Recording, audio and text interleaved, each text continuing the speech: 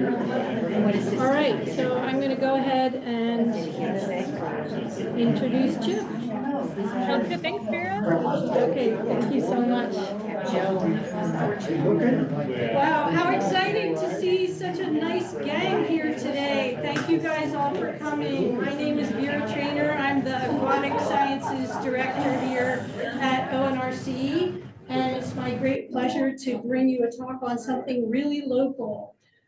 So Chip is the lead commissioner. Okay, and he's going to be telling us all about the Quillayute Airport. Please come in, welcome. So Chip, take it away, you're being recorded, and let me just get rid of this, or put it down a little lower if I can, and you can bring it back up. There we go. All right. First off, thank you for being here. I'm impressed that you're all here. So, Vera said that I'll tell you all about the airport, but if I was going to do that, we'd be here for, until early tomorrow morning. So, what I'm going to give is mostly an overview, and I'll invite anybody who has more knowledge than I do, to raise your hand or just speak up and say if you want to add something to what I'm going to be going through. Because most of what I have here is just the information that I got from the Forks Airport management plan that was just published, and I had a history section of that. During COVID, I went to the Forks Library and checked out about that much of information from the library, and then when I knew I was going to be doing this, I went back to the library to try to get that, and it had been shipped up to Port Angeles, and I don't know where it is anymore. So, but anyway, history. It's always kind of arbitrary to when you're going to do a history for you to start, because it's not everything has an ebb and flow. And so it's easy if you're just going to pick a particular event, but I didn't just want to start with when the Navy took an interest in the property, because it's been around for a long time. So I'm actually starting a lot sooner than that, but I'll skip forward quickly. So Prairie, this is from Pacific Northwest Seismic Network. I've asked them for some information through the website that we did. And so from them, it's the Quillayute Prairie is the work of geologic processes happening over millions of years. Much of the Olympic Peninsula started thousands of miles to the west as ocean seafloor, and plate tectonics moved it eastward to the Cascadia subduction zone, where it became part of the North American continent. Over tens of thousands of years, glaciers, rivers, and landslides formed and sculpted them. Eventually, they became known as the Downriver Prairie and the Camas Prairie by the Quillayute, who burned them to maintain them and harvested them for thousands of years. Eventually, by the late 1800s, they became known for a while as Poland's Prairie, and a portion of that became the Maxfield family homestead. Then, less than 100 years later, that portion became known as the Quillayute.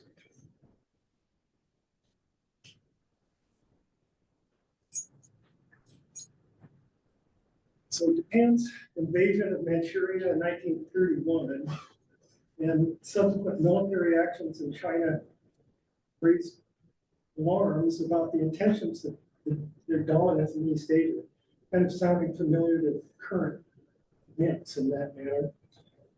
And they threatened American economic and strategic interests in the Pacific and trade routes and territories like the Philippines.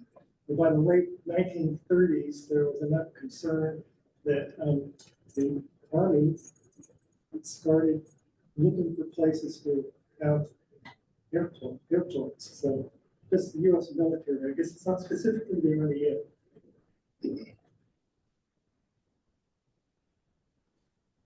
So I'm having to go through a timeline on this in order to fit everything in.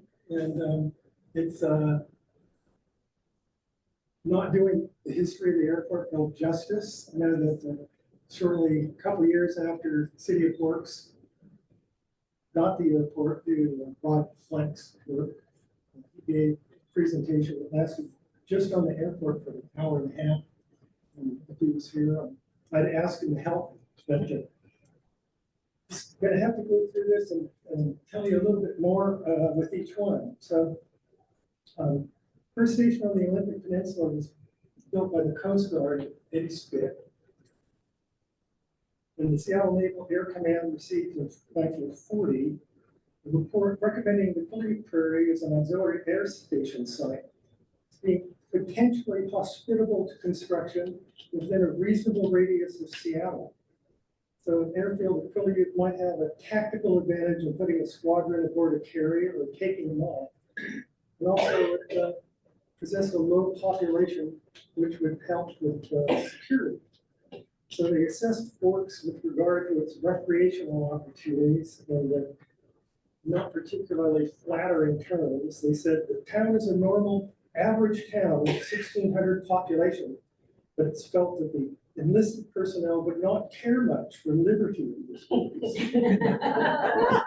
Well, there were other opportunities for recreation, such as hunting and fishing, and there are 3 beer parlors dispensing to sailors over 21, and dances are held at least once a week at the Oddfellows Home. So, and then in Rob's presentation, which is recorded, you can get it from the History Museum, he alluded to there were several places that the Army or the Navy didn't want to let people know about. There's plenty of places, recreational opportunities. Normally acceptable to the U.S. military. And the Forks Airport was considered that it was too small for their needs and it couldn't be expanded. So November 1940, the Navy recommends purchasing 520 acres of the Quillayute Prairie at an estimated cost of $24,400. So yeah, wait, so then in April 41, they found it was taking the land by eminent domain at an estimated price of between $18,000 and $19,000, and the residents are forcibly removed. May 1941, initial works carried out by the Austin Company with an audit budget of over $90,000. October 41, the gravel landing strip was completed, 300 feet wide, 4,290 feet long, along with 20 by 63 foot hangar and 20 by 14 foot restroom. Existing farm buildings are retrofitted to serve as barracks for 25 officers and 50 enlisted men. Construction requires the closure of 6,000 feet of county road and eventually results in the county deeding the Navy additional acreage. Now, when I read that additional acreage was like a couple square miles, and I couldn't verify that, but that's what the record said. So it's interesting. And of course, December 7th, 1941, Pearl Harbor. 4 days within that, the Army requests use of the Quillayute airstrip and outline fields, which the Navy immediately authorizes and encourages the Army to further develop them. And soon after, a request is made to also construct facilities at Lake Lizette for emergency landing of seaplanes. I didn't ever read that that actually happened. It was there because Lizette's not too far away from the airport by land, by air. April 42, the Army with a budget of $856,000 is given permission to expand and develop the Navy fields along with other necessary improvements. And you might imagine with the Navy and the Army together, there were some jurisdictional concerns for the remainder of 1942. The Navy owned the fields, but Army money would pay to improve them. And the Army be justified in gaining ownership by condemning the fields was something that they considered. Or would the Navy reimburse the Army? The Army also wanted 525 acres beyond the Navy's 520 acres. Eventually, they worked it out, and the Navy would reimburse the Army. So the Navy authorized the funds, and then the Army engineers concluded that airstrips had to be concrete rather than asphalt because sand and gravel were available at Rialto Beach, and there weren't any asphalt plants around. So this would increase the cost to $1,166,540 according to the Army, and a little bit more than that according to the Navy, $1.5 million. So, what did you think it was worth originally? 24,000, and now they're spending $1.5 million in 1942. September 42, Lieutenant Commander Robert N. Dobbins volunteers to serve as the commanding officer of the new air station at Quillayute. I just had to wonder if you really, you volunteer to get into a situation where you're working with the Army and you're a Navy guy. Wonder if you really knew what he was volunteering for. He did a marvelous job, and he was. It could be a presentation just on his life. And sorry that I have the time to give him more due than I have. November 42, Quillayute is designated as a training center for one half a carrier vessel group, which is 45 land planes, 12 bombing squadron planes, and 2 scouting squadron planes. December 42, in other words, just the next month, they're selected as the future base for 90 carrier vessel planes, 24 vessel bombers, and 2 ZNP emergency craft, which are digitalizations and blimps. So these changes would make Quillayute Air Station the biggest air station in the whole Seattle jurisdiction. So it was larger than anything else.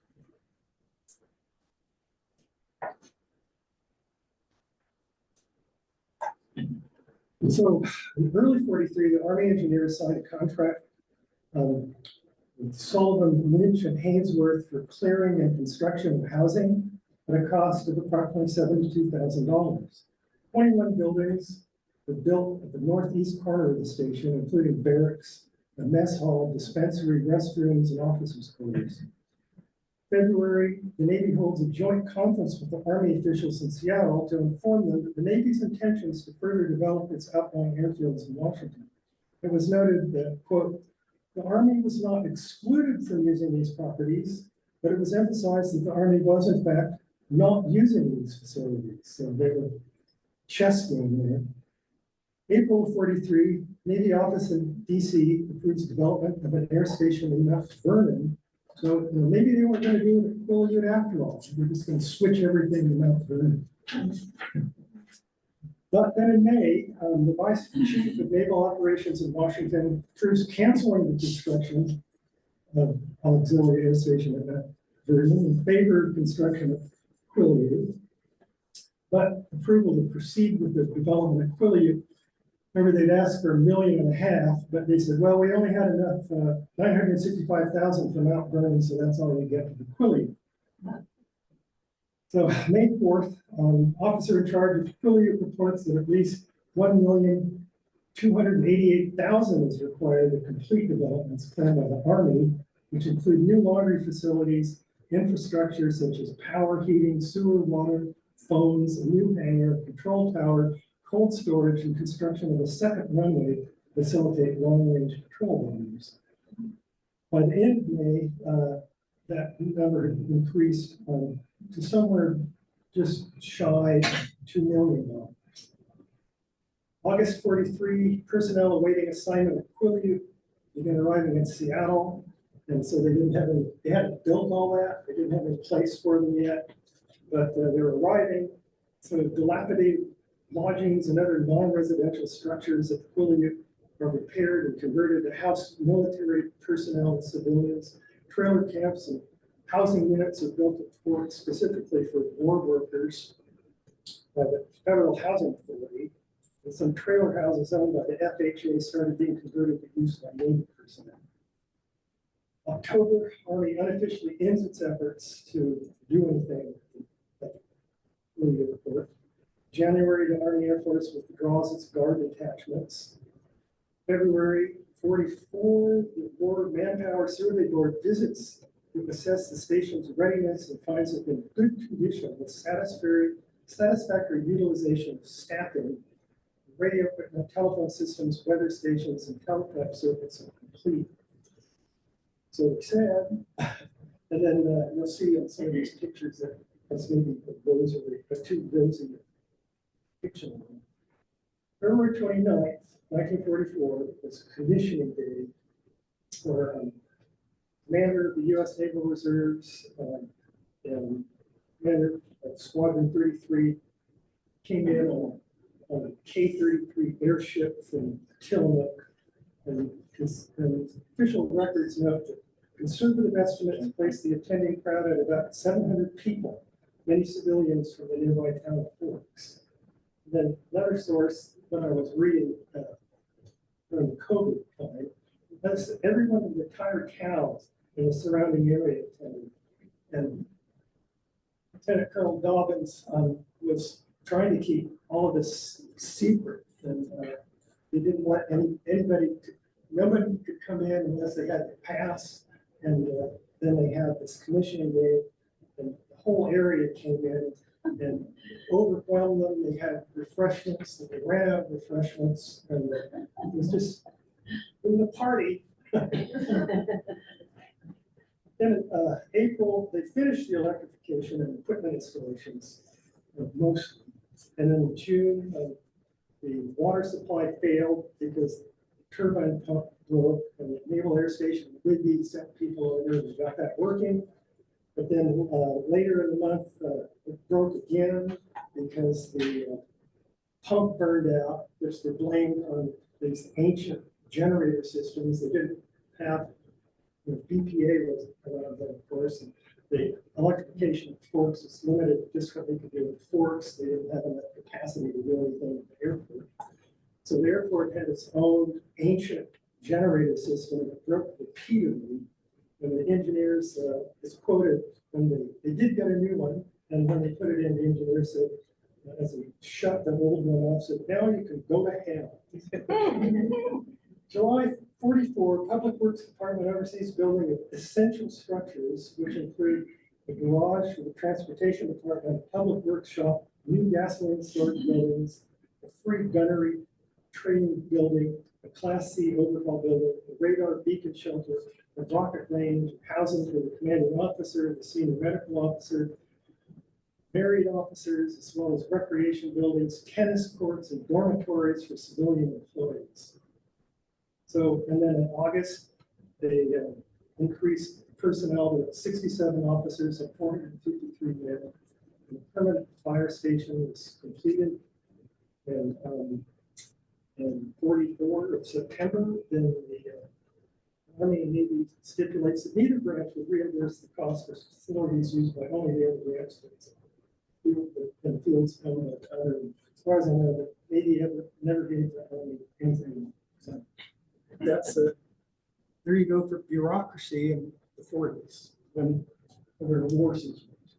So February 29th, it is commissioning day. So that's Lieutenant Colonel Dobbins inspecting them on rate.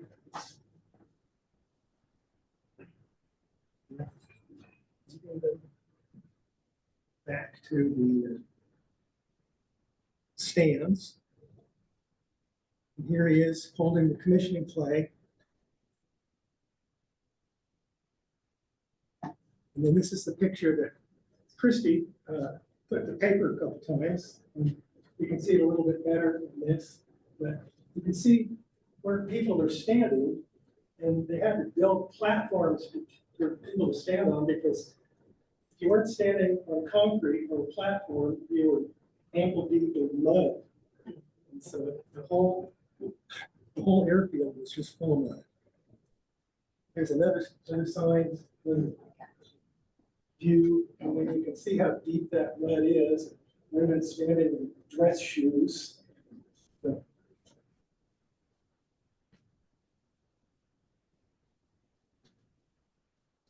let me do the same.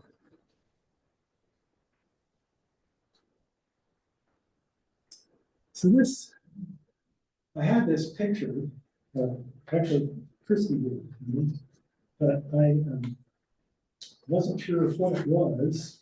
And so, and there weren't any captions with it.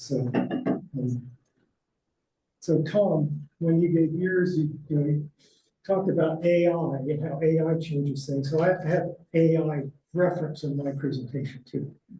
So what I did was I took a little clip of the plane and I gave it to Copilot. The Copilot wrote back almost instantly, which is really impressive. Oh, this image takes us back in time. What you see is a vintage Douglas C-47 Skycrane, the military transport aircraft widely used during World War II. The star insignia on its fuselage indicates it's part of the United States military. The tail number SR-45 is clearly visible. C-47 played a vital role in various military operations, including transporting troops and supplies. So that's what that is. EC3 is civilian. Is it? Yeah, thanks. So we didn't identify this plane unless it's the same one from a different angle, but it has a different number. But see, you can see there's the hangar right there. So this is parked, just on the west side of the hangar that's still there.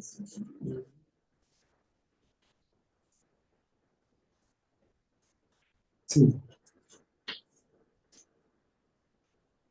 So that's a blimp, and it's tethered to the mooring mast out there towards where people live. Yeah. You recognize that, Scott?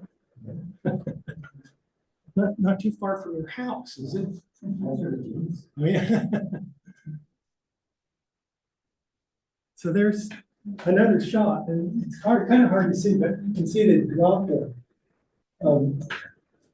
cable there, and so that's how they would go in, is they'd come down and drop the cable, and the people on the ground would grab the cable and get it down and over towards its mooring mast. And so here you can see people hanging on.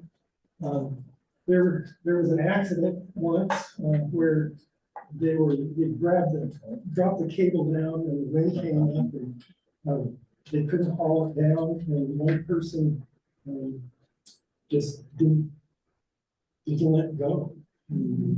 Not pulled up. When he did let go, it was too high.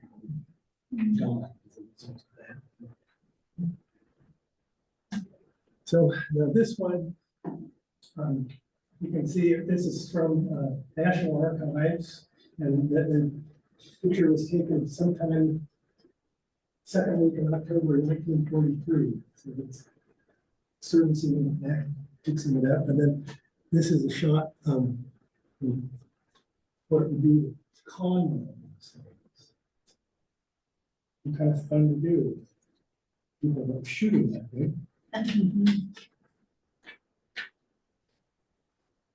So, Chip, do you know how far offshore those went to find subs? I think they were from what I've read, they were mostly just limited to shoreline duty, because, but they were really good for that because they could they just hang in the air, and so they were mostly used for reconnaissance, and they also were used for submarine hunting, and they could kill submarines. But yeah, they couldn't move fast, and so they kind of had to stay close to home. So this is what it looked like in its heyday. You can see all the planes parked over here. All of these buildings, all through here. And, it was really a little city that was close in population to the city of Forks at that time. And then this is pretty much the same shot. I tried to duplicate it using Google Earth, and you can see there's not much left today. And what is left is not in real good shape. I did want to just go through here so that to finish the rest of the timeline, that you can see that even before the war was over, they were already starting to shut it down because they knew that at that point, Japan was going to be invading the north coast. And so they were starting to bring things there. And then transferred it to, well, they declared non-essentials. They transferred to the GSA. And then the state of Washington got it used for a while in the Department of Transportation in the state of Washington.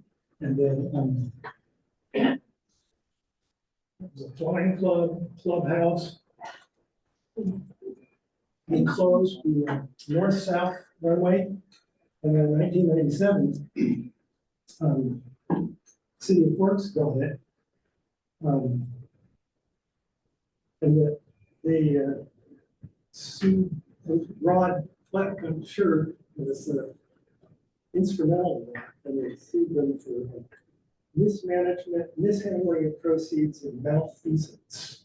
So they took over ownership of it, but then ever since then, it's been a struggle to have the funds to do anything with it. So you can see that's what it looks like today. Different views of the hangar. And that's the NOAA building, which is in the best shape. But even then, NOAA isn't really using that much anymore because they have an automated balloon launch, and it goes off automatically, and somebody comes up. What do you say? Once a month? Once a month to service the automated balloon launcher. And this is the old balloon launch building when they had to be manually launched twice a day, 4 in the morning, 4 in the afternoon. Is that weather balloons? Weather balloons, yes.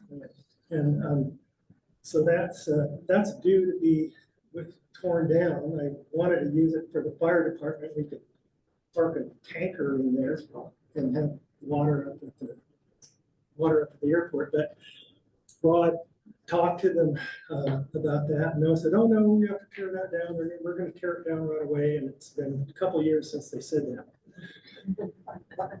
And now there's a fence around it anyway. This is the former power distribution center. Inside there's all kinds of little circuit breaker boxes and conduit going in and out. 100% concrete on the sides and bottom and top. So,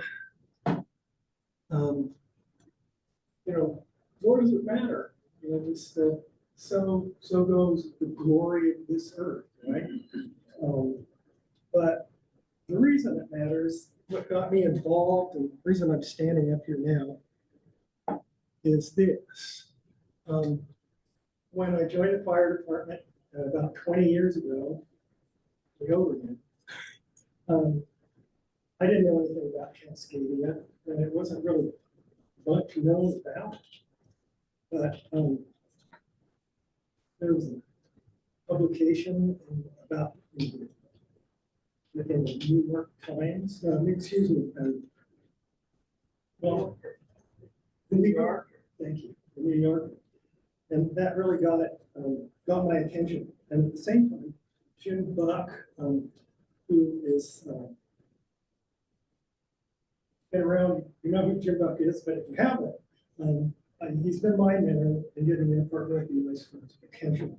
And he was a representative for the 24th District from 95 to 2007, and he's still actively involved in Clallam County emergency management.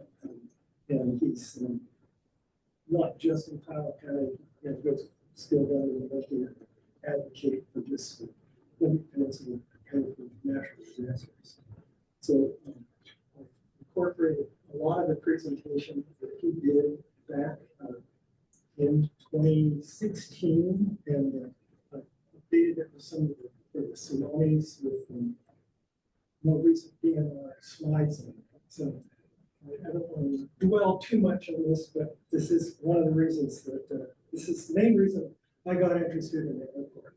Is that we're due for one sometime in the next 50 years. It's 10%, 37% chance, which is basically a roll of the dice. In the next 50 years, it's really not.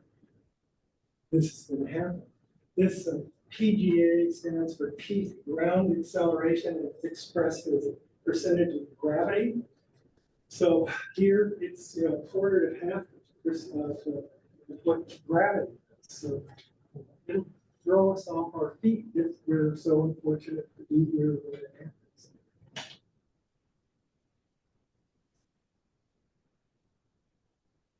So I'm just going to go through these pretty quickly, but this is the intensity. So you can see the whole west side of the peninsula is severe.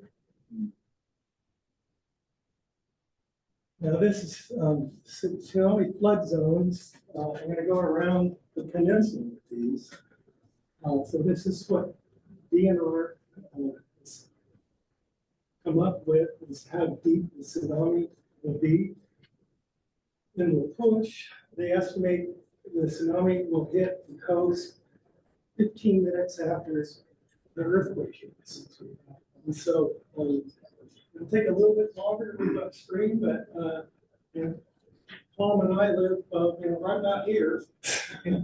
So we have a vested interest in paying attention to this. Where that loop is that Forks? No, Forks is not. No, Not- this is way past Forks. Forks is over here. Okay.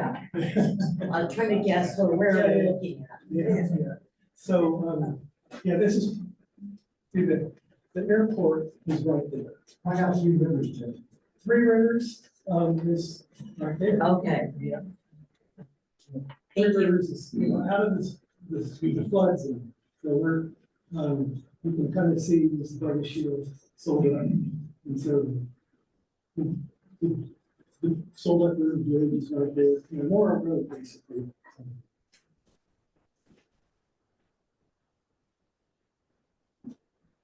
So going around the peninsula, you can just see the devastations that's going to happen. Lee Bay is cut in two, and the whole harbor. This Clallam Bay, you can see how far inland that goes, and CQ, they're up there in the upper left corner. So more moorages, which is going to make it hard for any kind of marine support to come in after the tsunamis, because the ports are all going to be more or less wiped out. Port Angeles, there's Seattle.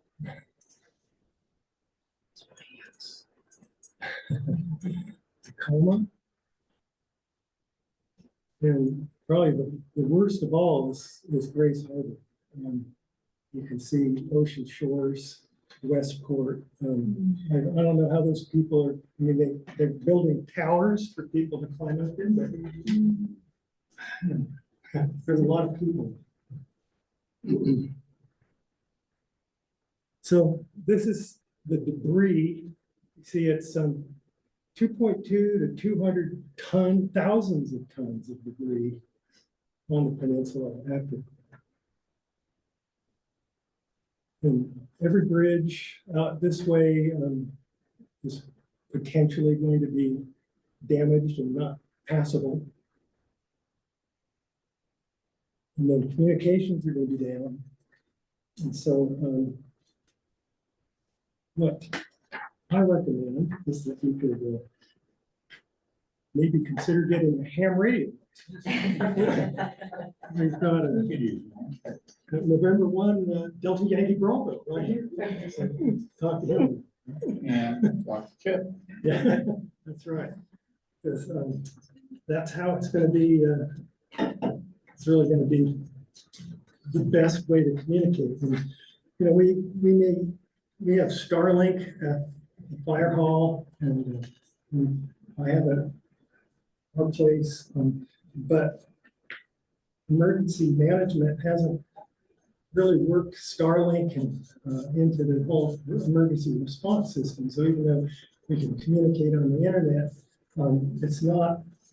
it just hasn't been embedded because it's really too new. So the radio communications are the way we're going to get through the emergency. And even as the internet does get embedded in emergency response, it's still not going to help people who are actually on the ground. You know, our volunteer firefighters that need to talk to one another, they have heavy texting, and you know, besides, it's going to be it's and be impractical for mobile communications as well.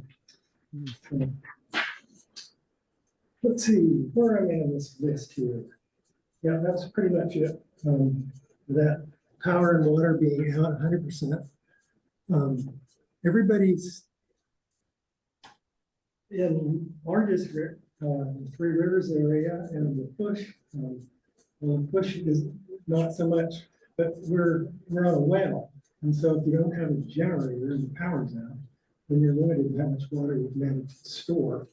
The push has a water system, but the major well for that system is across the street from our fire hall at Three Rivers, and they have to pump it all the way uphill through the push, and the water main goes across the Bogus Hill Bridge, which is probably the shakiest bridge in the area, if you don't count the whole one. So that's water is a problem, and that's really what we started focusing on at Three Rivers Fire, to trying to alleviate that.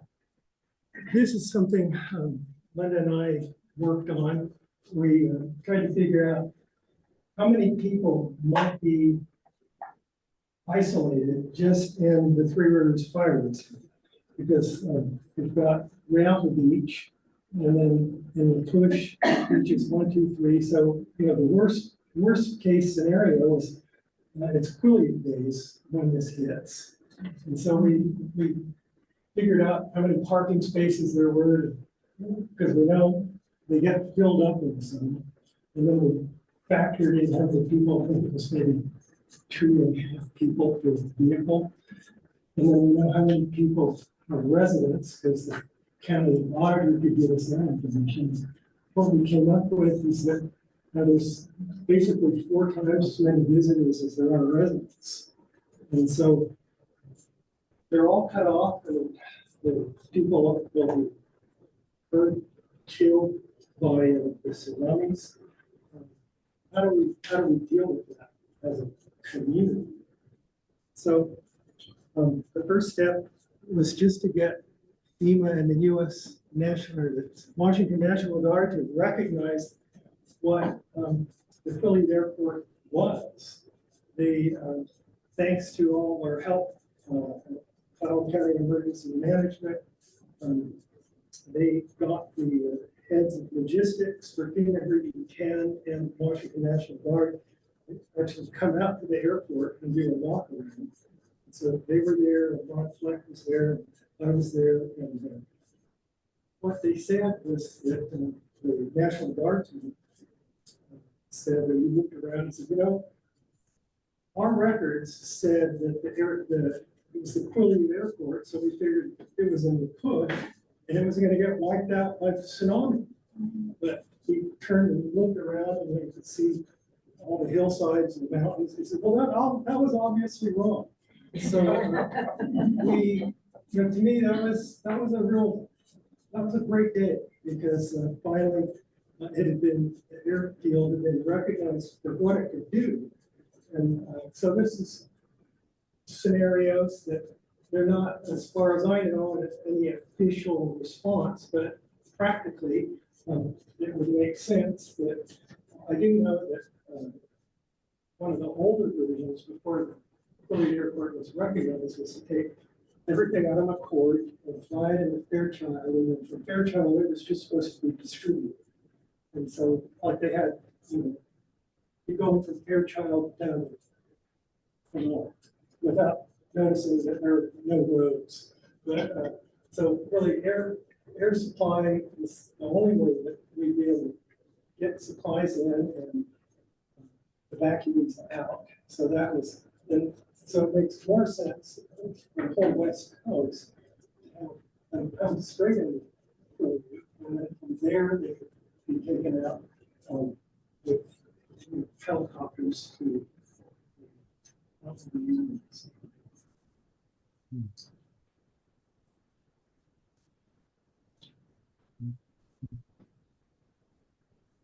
so again, through the help with our friends at Cloud County Emergency Management, they encouraged me to apply for a Resilient Communities grant from the Department of Commerce, the Washington Department of Commerce. And water has been a worry for up at the prairie for the fire department since before I joined it. I know that the fire commissioner, one of the previous commissioners to get a water tank, 4,000 gallon tank stored in there. We got that stage. But then once we started thinking in terms of 1,100 residents and 4,000 visitors, that 4,000 gallons of water wasn't going to last very long after that. So we started thinking about getting a solar battery installation in the existing well. Scott and I started talking to A&R Solar in Seattle, and this was in 2014. And so A&R Solar gave us a bid for that. Said, oh yeah, we can do that. It'll run well. And definitely, except in the winter time, it's not much sun. That it could be have a backup generator on it, but keep it going. So we got a bid. It was $110, which is way more than our budget would allow, more than we get in a year from our income. So we just put that to the side. And then Cloud County Emergency Management encouraged me to apply for a grant. So I did, and we received it, $87,270 for a track one feasibility study, which I was hoping that what we've gotten from A&R Solar years earlier would be enough of a feasibility study, but I was sadly mistaken. So we got the money for that. The track two was to actually take what was considered feasible and actually make it happen. That has not come to fruition, but still we were able to get it and start working on it. And it was a really big project. It took a year from when the grant was given out, and I started working with a company out of Pennsylvania that specializes in these things. They did a geospatial analysis. It's over 100 gigabytes. I can't even open the preview to the zip file on my computer. It just locks up. There's too much information. And 3 gigabytes of high resolution images. And so they've done, it goes all the way down to the centimeter level. So the whole airport area has been mapped. And that's part of it. And then they did a walkthrough of all the electrical on the property and all the buildings, what was coming in, what the mineral resources were. So they did a very thorough survey of that. And so that was what I took, and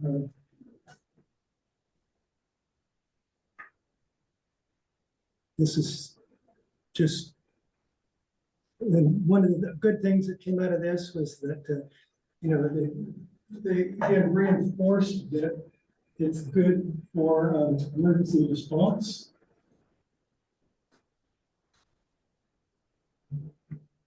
And so the next step, the next grant I applied for was to the Washington National Guard, because they had community resilience grants, and this is certainly give a lot of resilience to our community if we could run not just from well, but also everything in the hangar, for example. So that we would have water, and we'd also have shelter, and we would also then be able to have radio communications. So I applied for that, and they said, well, that was good, but we didn't have any standing in the county hazard plan, because you have to be specifically mentioned by a specific entity that, and within that specific entity's own hazard mitigation plan, there had to be an annex that mentioned exactly what it is that you're trying to get a grant for. Which was news to not just me, but also the emergency management people. But fortunately, the county emergency management plan was being rewritten. And so I was able to get all of that into the Forks annex, again, given help from Ron Fleck. That was last October. So we're ready to move forward on that. This is what got mentioned in there.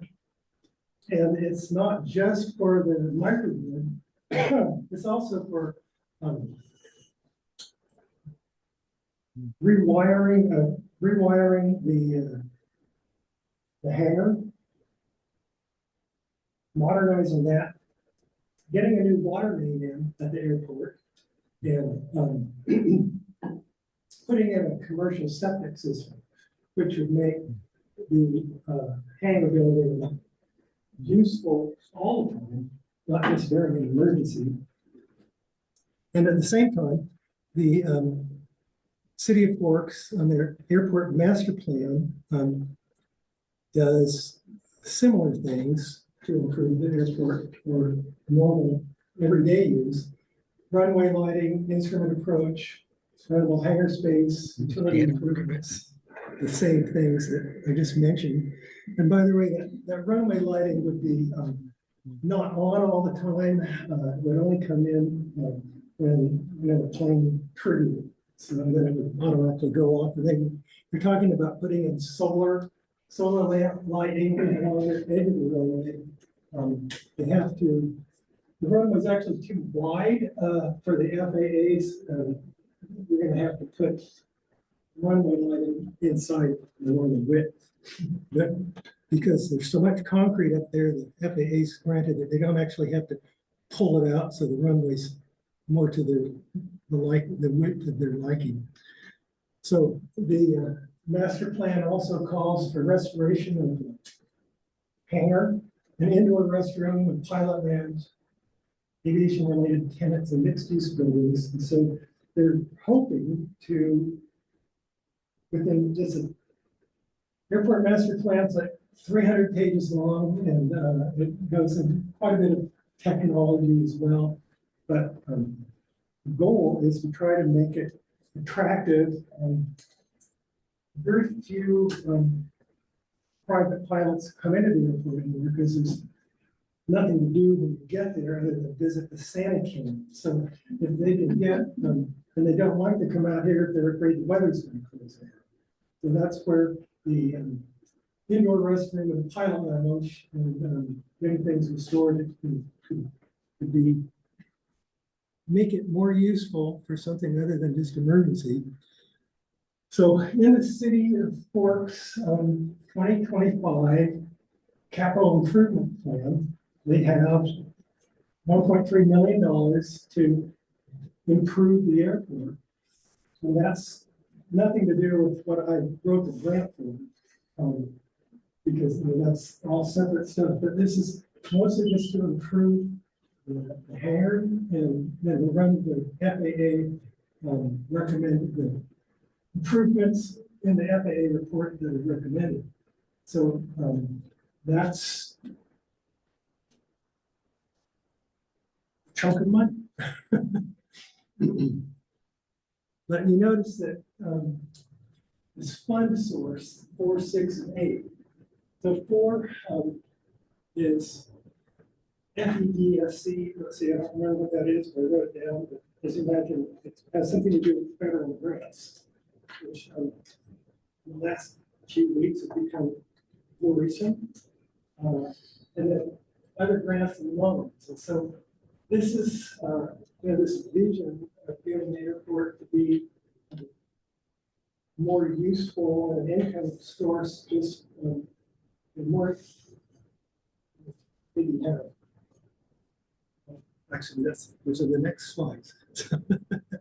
So you have to get grants from different places. These are the likely ones: Department of Commerce, FEMA, and Washington Military. And then it all depends on how Park City Council decides to set priorities. So we have to just wait for all those things, because without the getting grants and writing them is a repetitive process, and you just keep doing it until you either give up or you finally get a grant. But it takes a long time. But what you don't have to wait on is just preparing yourselves for how to shelter in place, how to survive for a week to a month with what you have in hand. Maybe wind up having to share it with people that are stranded that you don't know. And so just this is the tomorrow part. I guess I've been in that as far as trying to get grants for this. But things that can be done at the airport that might make it the economic asset to the community. And so I don't know, drones are big now, but for tourism options, maybe if Dash ever rises from the ashes or another airline comes in, get people to just fly directly in to the airport and hike with the Olympic hiking company. Or it could be an educational site. This is a place in Texas that has very similar hangar, and these were actually built like cookie cutters on the United States. And something to dream on. That's pretty much what it is. And that's it. I thank you for being here. One of the things that happened as a result of that first grant that I got was the money to put up a website to just have all the information that I've given you tonight and a lot more on this website, set up so that anybody that's interested can create an article and people can make comments to those articles. So I encourage you all to take a look at the site, and if you'd like to make comments, you're welcome. If you'd like to go, you certainly want to do that. Most of my goal is to just get greater awareness of what the airport has been and hopefully can be. Thank you.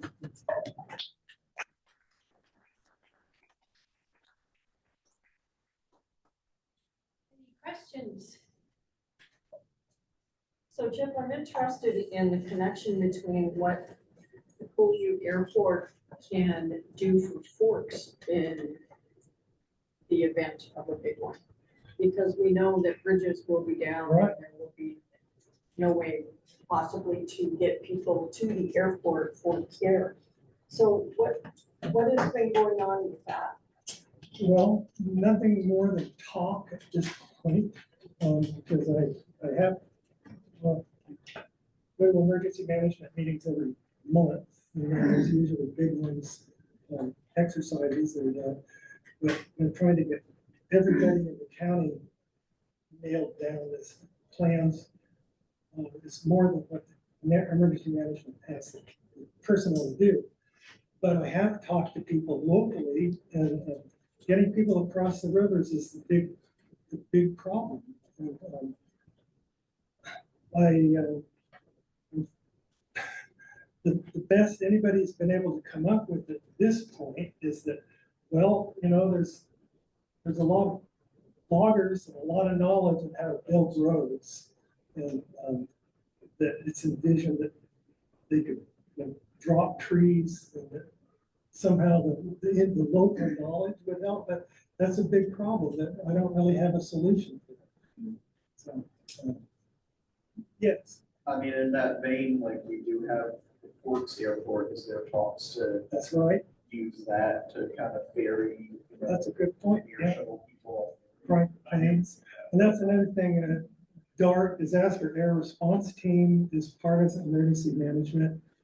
They're private pilots, and their organization that gets marshaled when they get called out by emergency management, and they fly in supplies and medical supplies, but they're all tiny little planes. And so, and again, fuel is going to be a problem. And so we couldn't get 4,000 people out in tiny little planes, but we could get them into the airport, and then maybe Alaska Airlines could find some passenger planes into the airport. Yeah, that is a big problem, and I don't have a solution. There's another question, Randy. Just a comment, Chip, that if you guys haven't read, I think it was Bonnie Archibald's book, There Was a Time. Yeah, it's I have read exits. that before, and I had no idea of the military presence the forts had during those years when they were working on the air. There was a lot of soldiers stationed. Yeah, It was a big deal, I had, it blew me away. yeah. I have an excerpt about the Quillayute Airport from Lonnie's book on that website. So yeah, it's really interesting, a lot of fun. Tom? There was the housing here in Forks for the airport was something I think a lot of people know. I remember some of those, there were the housing circle projects, the pink projects, the gray projects, the blue building projects. There were, I don't know, 100 units No, of housing in town. for the families of the For personnel families station. or workers, there was, my family lived in several years. Yeah. They became the only housing available. Yeah, it was just a big deal, that airport, the air stations. Because I've been hanging around that Quillayute Airport for the last 70 years. My cousin, Gene Sten, was stationed in Woodby Island, and just could happen to show up at the Quillayute Airport in an airplane. And we called my mom and dad, and go out and visit him for a few minutes, and he'd take it back on. My other concern about, I've been all over that airport for many years.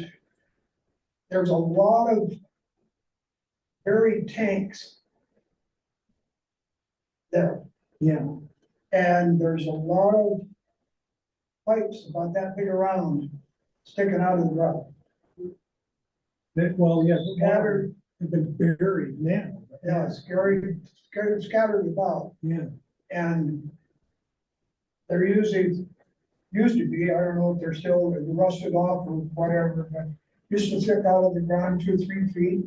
And somebody always said there were probably fuel tanks or something like that, who knows? yeah, there were some big fuel tanks. But how did they get their fuel there? You know, In the just like, 40s? where did the cement come from? Yeah, The Alto. Railroad.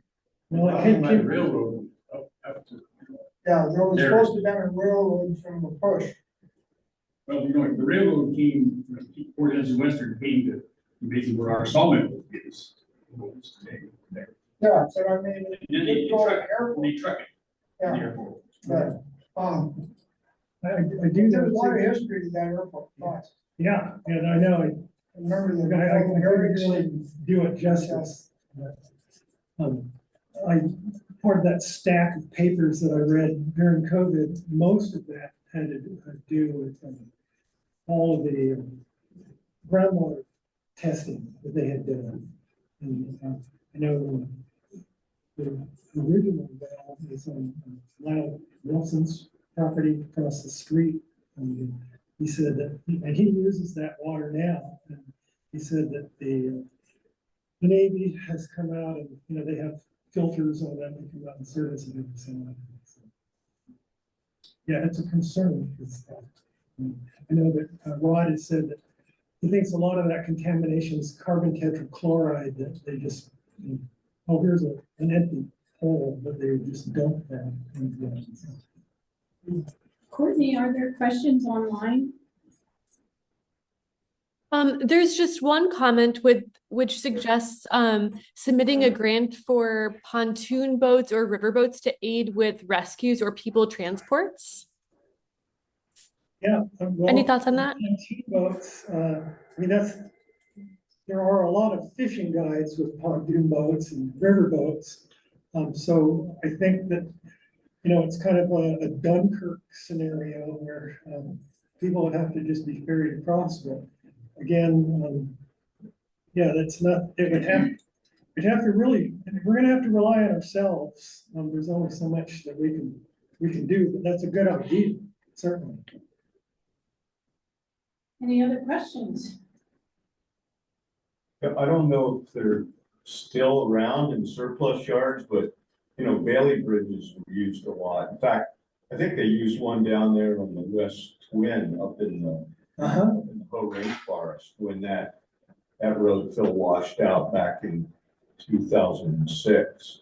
But that would be possible. But I mean, people have built, like you said, bridges dropping trees across. Right. I mean, they've been doing those. I'm not familiar with Bailey bridges. Are they? What's that? I'm not familiar with the Bailey Bridge. They used in World War II. I mean, once the Ludendorff Bridge collapsed, they put one across the Rhine River to get So back and forth. I mean, my dad had to run back and forth from Monmouth. He ran orders out to the front lines and stuff out of the regimental headquarters. But yeah, it's a kit. Modular steel bridge. Basically. Are they pontoons? Yeah, pontoons. I'm not sure. Yeah. Are they pontoon? Pontoons. They're hinged. Yeah. Yeah. They made them where they fit on the front of the tank. On the bridge, Okay. and they just run out there and unfold about 4 times and then they unhook. We're trying to go across it, turn around, they can pick it up and do Those would it. be some great things to stage at the airport or at the Forks Industrial Park. Huh? I have one more question. Yeah. Like I've heard that the Quillayute Airport runway is so thick that it wouldn't be probably damaged by a 9-point. Yes, yeah, that's the assessment. But the Forks Airport, Well, it's asphalt. Forks Airport's and that asphalt would too. break up Yeah. probably. So it's it's a military grade air base that's sitting up there, not getting used the way it should, in my opinion.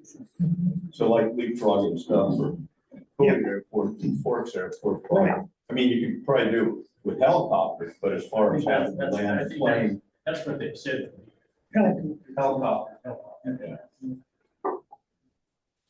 The concrete is 8 feet thick. At parts. Will you? Yeah. Yeah, they didn't have enough gravel to fill it because they stripped the beaches. And so instead they just hauled concrete and they said 6 to 8 feet thick in portions. That's why it's in such good condition. I've never heard a total number of how many thousand cubic yards are in that airbase. It's a lot. I mean, you know about these numbers of several feet thick.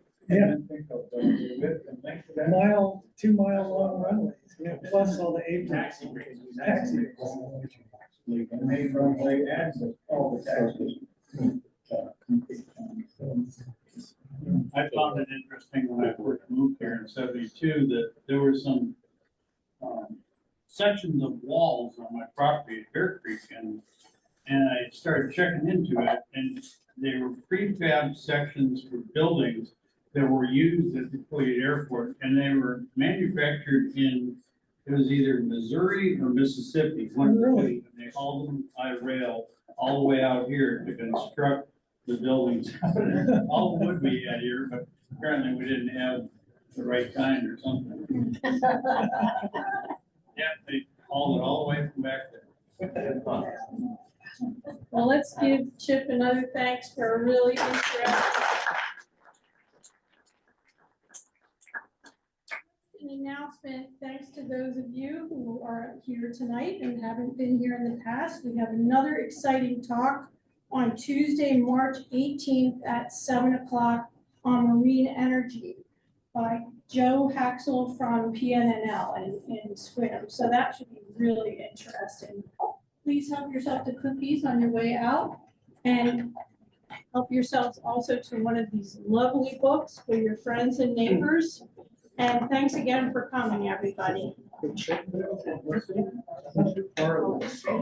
where I live right here. Okay, and this is Quillayute, goes down the airport road. Right here.